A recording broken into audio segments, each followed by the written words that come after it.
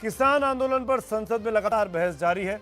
कल इस मुद्दे पर खूब हंगामा हुआ था, शेर व शायरी हुई थी, लेकिन आज राज्यसभा का माहौल बिल्कुल अलग था। विपक्ष ने कृषि कानूनों को लेकर तकनीकी और तीखे सवाल किए।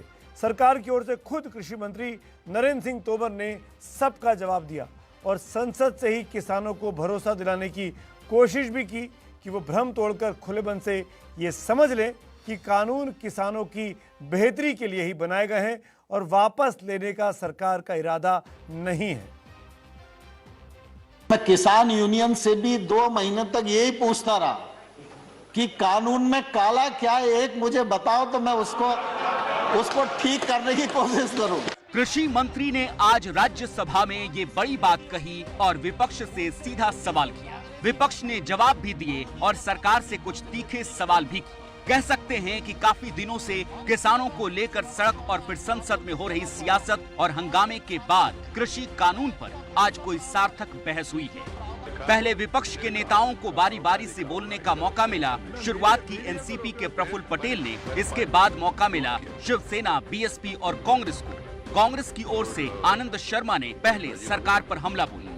हाथ जोड़कर अपील करता हूं, कृपा करके आत्मचिंतन करिए, प्रतिष्ठा का प्रश्न मत बनाइए, वापिस करिए इन कानूनों को, सुनिए लोगों की बात को और ये होंगे वापिस, ये देश देखेगा। किसान आंदोलन के लिए जो सरकार को कोसना आवश्यक था उसमें भी कोई कंजूसी नहीं की, लेकिन मैं आजाद साहब और आने भाई आपको बताना चाहता हूं कि मैं किसान यूनियन से भी 2 महीने तक यही पूछता रहा कि कानून में काला क्या है, एक मुझे बताओ तो मैं उसको ठीक करने की कोशिश करूं। लेकिन कानून के प्रावधान को यह किसान के प्रतिकूल है, यह कम से कम किसी ने बताने की कोशिश नहीं की। मल्लिकार्जुन खड़गे ने ये बताने की कोशिश की कि तकनीकी तौर पर कानून को लेकर विरोध क्या है। इनकी खेती विरोधी काले 3 कानून, एक farmers produce trade and commerce ये फैसिलिटी एक्ट, इस कानून के जरिए मोदी सरकार ने किसानों की फसल के समर्थन मूल्य के अधिकार को समाप्त कर दिया और किसानों को न्याय पाने के अधिकार को भी कृपया कंक्लूड करिए।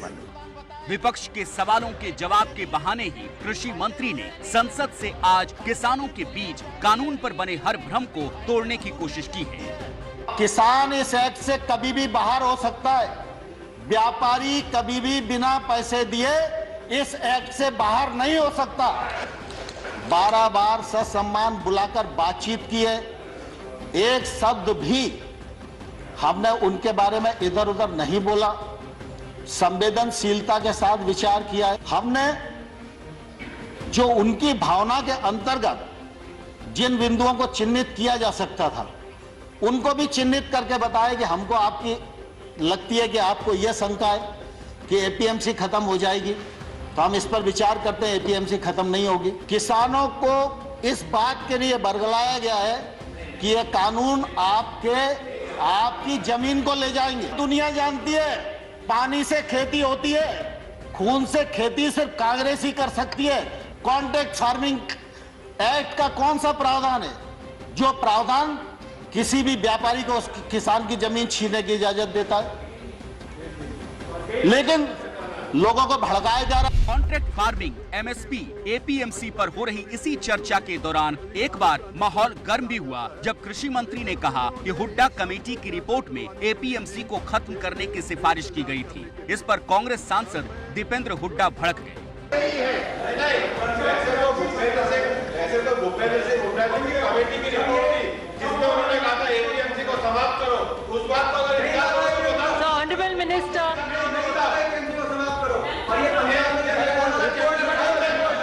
हुड्डा जी,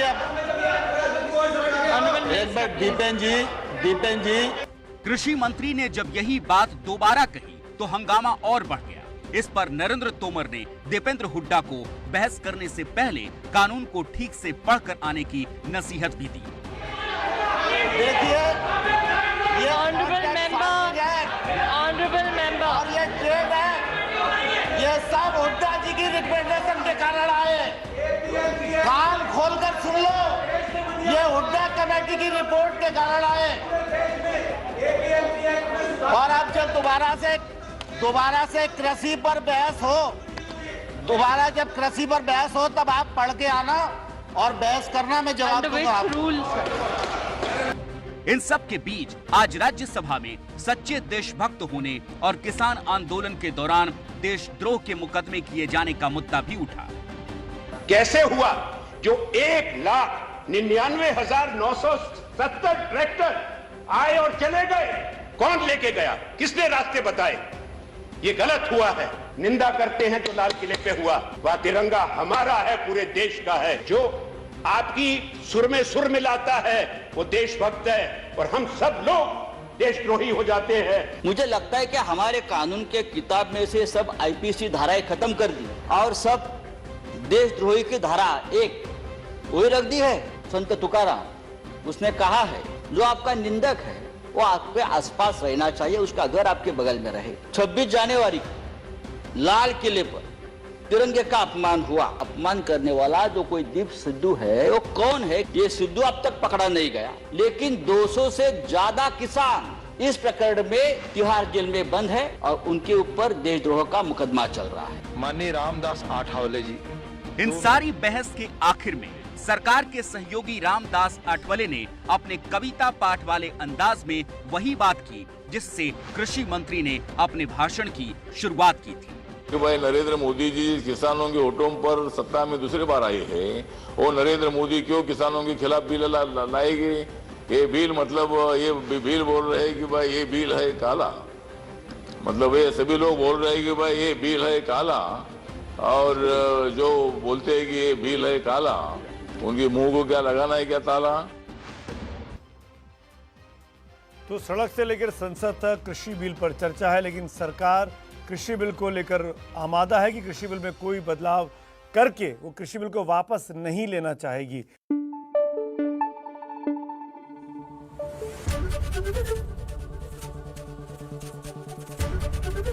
एबीपी न्यूज आपको रखे आगे।